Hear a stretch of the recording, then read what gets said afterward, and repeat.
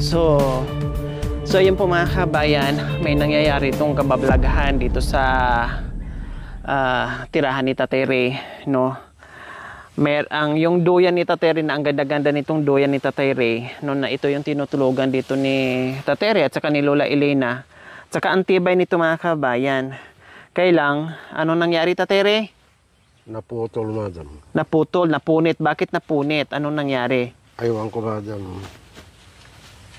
Yan o. Ha?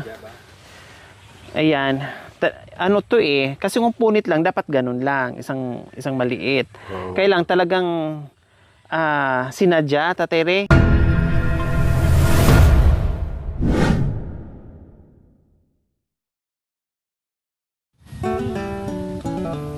Magandang hapon po sa ating lahat mga kabayan. Napasugod tayo sa hapong ito dahil naubusan ng gas si Tatay Ray and Lola Elena. So syempre siningit natin ito, no, kahit hapon na tayo. Anong oras na kami dumating dito is alas 3 ng hapon po mga kabayan, no? Ayan, dala-dala natin yung tangke ngayon dahil baka uulan kasi mga kabayan, no? Hindi mahirapan sila, hindi makapagsaing dahil syempre basa yung mga panggatong. So ayan po mga kabayan, hatid natin yung gasol kay Tatay Ray. May dala-dala na rin akong pasalubong at merienda namin. Ayan po mga kabayan, kaya tara.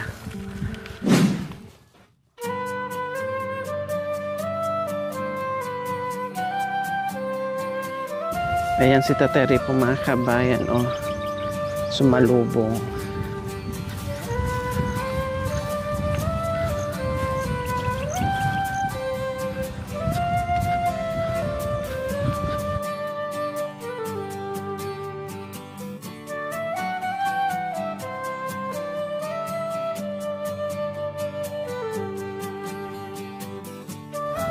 Hello po, Tatay Ray.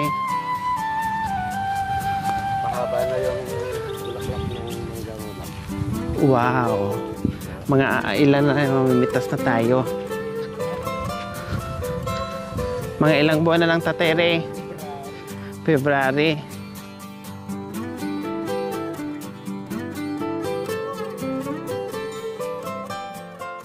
Kumusta yung mga halaman natin, Tatay Ray? Yung kwan, madam, yung isang masitirang nakasabit, Oh, bumagsak kaninang umaga. nabasag. Nabasag, madam. Kaya linagay ko dito. Hi, Lola Elena. Anong sinasain niyo po? Ha? Kanin. Aray ko. Dito na po kayo nagsasaing kasi ubos na yung gas niyo. Anong ulam? Ay, wala pa. Awan pa ulam. Awan pa eh. Oh. Wala pa silang ulam, mga kabayan. Ang aga nagsaing. Ba't ang aga niyo po nagsaing? Mahirap pag madilim, madam. Walang... Bakit mahirap pa din? Meron naman kayong solar, ah. Mayroon, madam. Pero Oh. mas maganda kung maaga. Kasi maaga kami kumakain, madam. So, ayan po mga kabayan. No, dito sila nagsaing sa labas kasi nga ay wala silang kalan, no? Wala silang gas na ubusan, so dito sila nagsaing sa labas. At na-miss ko na rin si Lola Elena. Ilang linggo na kami din nagkikita. Lola Elena, nandito kami kasi na-miss ko hugasan yung mga paa nyo at kamay. Opo. No? O patingin nga po sa kamay nyo. Ganun yung mga kuko. O bakit nadumihan na naman? Ha? Nagabotog yung ano. Nagbubunot-bunot kayo ng damo? Opo. Anong merienda niyo po? Kasi merienda time pa ngayon eh. Yun, Ha? biskuit. Biskwit. Ano pa? Dinala. Nagmerienda na po kayo ng biskwit? Hindi pa, madam. Ay, hindi pa. Bakit kayo nagmerienda? Eh, kung may merienda po kayo. Hindi pa, madam. Hindi pa. Ay, Nanay ko. Nanay ko. akala ko wala sanggok. Anak ko po. Ay, anak. Opo. O, kanin. Ayan, malapit na maluto yung ating kanin po mga kabayan. Then, magprito ako ng isda. No, bago ako aalis, lutuan ko muna sila ng ulam kasi naghatid tayo ng kalan. No, Tatere, pakihugas na rin po ng kawali para paglutuan ko ng ulam nyo, ha. So ayun po mga kabayan, may nangyayari itong kabablagahan dito sa tirahan ni Tatere, no. Yung duyan ni Tatere, na ang ganda-ganda nitong duyan ni Tatere, no, na ito yung tinutulugan dito ni Tatere at saka ni Lola Elena. At saka ang tibay nito mga kabayan. Kailang, ano nangyari Tatere? Naputol, madam. Naputol, napunit. Bakit napunit? Anong nangyari? Aywan ko, madam. Yan, o. Ha? Ayan. Ano to eh, kasi kung punit lang, dapat ganun lang. Isang maliit. Oo. Kailang talagang sinadya, Tatere? Sinadya siguro ito, madam. Ayan, sinadya daw siguro. Dahil nagulat sila pag gising na ganyan na. No? At talagang ginamitan to ng ginamitan to ng kutsilyo o basta may ginamit tong bagay kung bakit ganito pa straight yung yung hiwa niya. Talagang hindi na lang niya diniretso, tinuloy, nagtira pa ng kapiraso. So wala nang duyan-duyan dito si Tatere at saka si Lola Elena. Tapos anong nangyari sa pato, Tatere? Natanggal yung 3 poste ng pato, madam. Tapos Nakawala na yung iba. parang pinakawalan. Oo, madam. Tinanggal yung poste ng tapos nakawala. And then, ang nangyari po mga kabayan, halip po dito, Tatere. Ang nangyari po sa mga pato ay nawala yung iba. Ilan na lang ang natira? Tatere, ilan na lang po ang natira? 6, madam. 6. Ilan po ba ang pato dapat? 9, madam. 9. So, nawala yung 3 ay 6 na ang natira. No, kasi sabi ni Tatere parang sinadyang pinakawalan, no. Kaya nawala yung mga pato, yung iba nahanap niya pero yung 3 hindi na nahanap, nawala, no. At ito, buti na nakabalik at nahanap nila yung iba. Siyempre nakatay na yun. At ito, buti na lang kahit paano meron pang natira na 6. Mga babae lahat, Tatere? Yung 5, madam. Yung 5 ito, Barako yan, madam. yung barako, para dadami sila, no, Tatere? Oo, madam. Kasi sayang din pangbenta nyo, pang-ulam nyo, pag dumami. Kasi siyempre, alam naman puro kayo mag-uulam ng pato. Siyempre, magsasawa din kayo. Ibenta nyo, bumili kayo ng ibang ulam. Oo, madam. So, ganyan po mga kabayan. Ang nangyayari dito sa paligid ni Tatay Ray.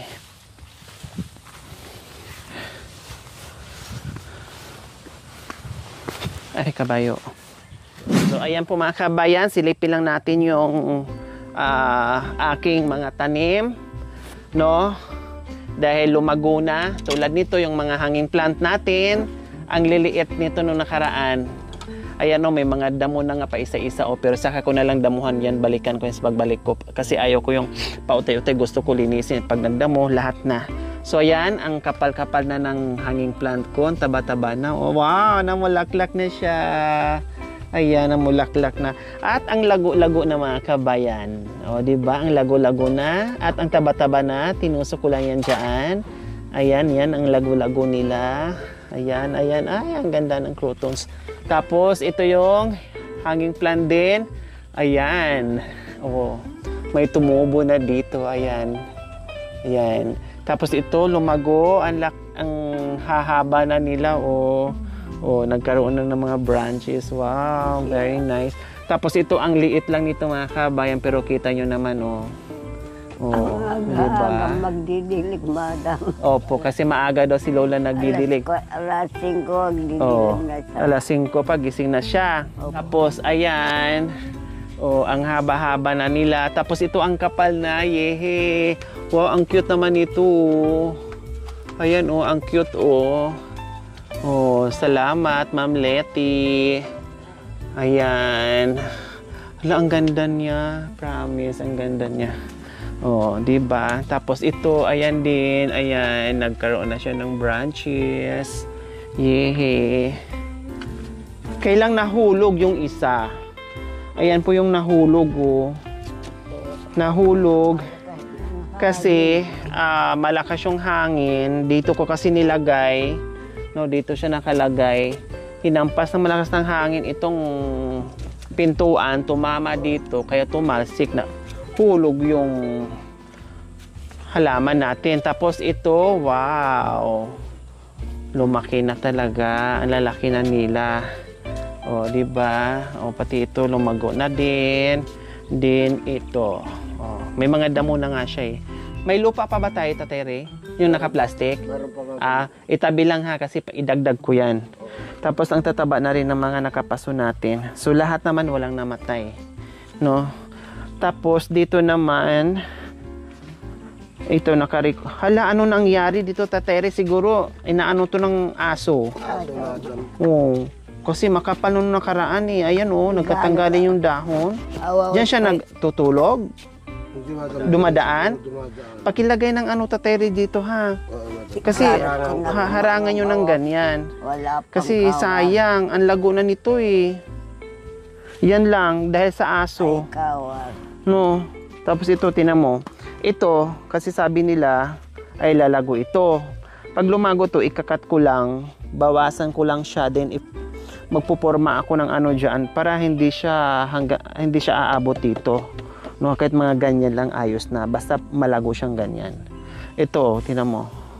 Ito natumba siguro to. Oo, madam. Bakit natumba, Tatay Ray? Sa hangin. Sa hangin din? Oo, madam. Kung minsan malakas ang hangin dito, madam. Oo, kasi natumba kasi, ayan oh. Putik-putik. May putik. Pag nagdilig, Tatay Ray, ganun mo na lang matanggal yung ano ha. Ang putik niya kasi sayang. Oh, so ganyan. Then dito naman, so ayan po mga kabayan, namulaklak na din, no. May bulaklak at okay naman. Tumaba. Yung mga halaman natin, tumaba. Ayan, nabuhay. Tumaba. Ayan, tinusok-tusok ko lang dyan. No, tinusok-tusok ko lang yan. Ayan, ayan. So ayos lahat. Ito lang. Bakit ano nangyari po dito, Tatay Ray? Parang nagtampo. Oo, madam, na naglalaglag ang dahon. Hayaan lang. Basta diligan lang siya. Siguro magpalit lang siya ng ano, dahon. Ito lang ang may ano. So ayan po, sa katunayan, ito po yung tangke. Iuuwi na rin namin. No, iuwi namin yan mamaya. Pinalitan namin ng may ano, ng may laman. Tapos yung mga ano ni Tatay Ray dito, oh. Ang daming panggatong ni Tatay Ray. No, halatang marami siyang lulutuin. Ito yung mga siya na pinutol doon ni Tatay Ray, inunti-unti niya, no? Kasi sayang din, kahit sabihin mo may gas, masarap pa rin ang luto ng kahoy. Paminsan-minsan, pag yung, halimbawa, maganda naman yung panahon, wala namang ulan, no? So, pwede sila magsaing dito kasi may kalan namang ginagamit. Then, kung umuulan, syempre sa loob, ganyan lang. Namin sa Tatay Ray gamit ay kahoy. No, kaya pag hindi na madali, pwede magluto dito sa labas. Pag medyo wala ng oras, pwede nandoon. Pag madalian doon sa loob ng bahay kasi may gas, lalo na pag umulan. So ganyan lang po, no, Tatay Ray. Ano to, Tatay Ray? Okra at talong. So ayan po mga kabayan, may bagong pananim si Tatay Ray. Ito mga okra at mga talong. Ayan, bagong tanim po yan mga kabayan. Siguro pagbalik natin dito, malalaki na rin ito. Sa sunod balik natin ay malaki na at pwede nang mag-harvest. So ayan, yan po yung nadagdag nito. Plus doon, nagdagdag din ng mga gulay. So ayan, lagyan na natin. Parehas lang naman sila lahat. Sabay-sabay na yan. Puwera doon sa dahon. Talbos ng ano, kamote. Ay, oo, tama, kamote.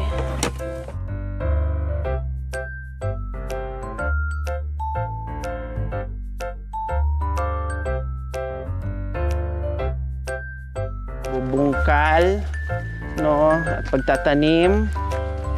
Pinagpawisan ang lahat.